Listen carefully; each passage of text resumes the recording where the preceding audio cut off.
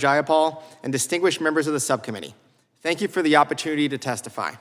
Over the decades, the Cato Institute has produced original research on immigration, including the threat of foreign-born terrorism, immigrant criminality, and the vast economic contributions of immigrants and their descendants. Thus, it is a pleasure to be invited to speak on the topic of today's hearing, restoring integrity and security to the visa process. However, I must start with a criticism of the title of the hearing.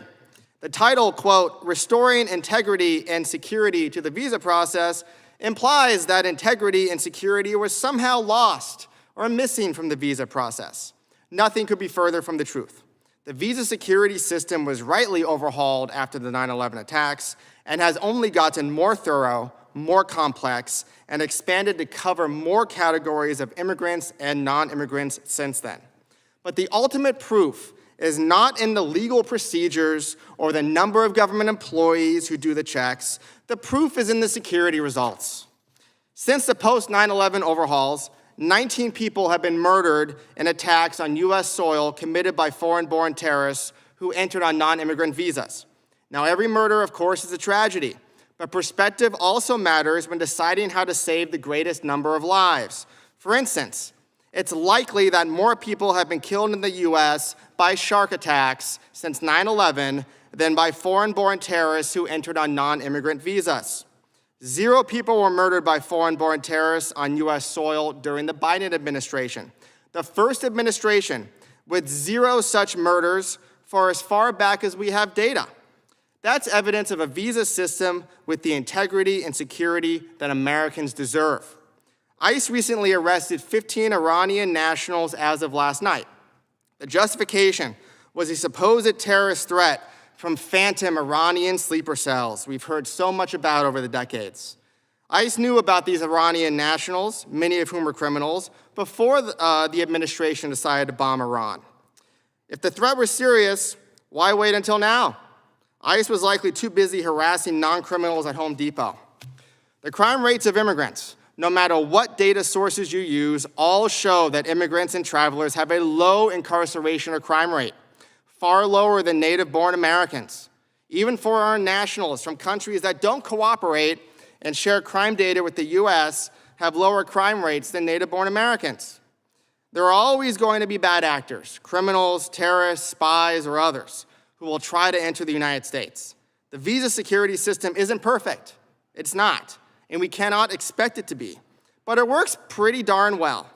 We know it works well because the proof is in the pudding. There is no integrity or security that we must restore to the visa process because it was never lost in the first place. However, increasing the security burden and banning immigration from country on flimsy security pretexts is costly. Obviously, visa security and integrity are important. However, visa security theater is not a free lunch, and that bill is paid by the United States in lost economic growth, lost opportunity, lower wages, and less government revenue. Immigrants are about twice as likely to start a business as native-born Americans.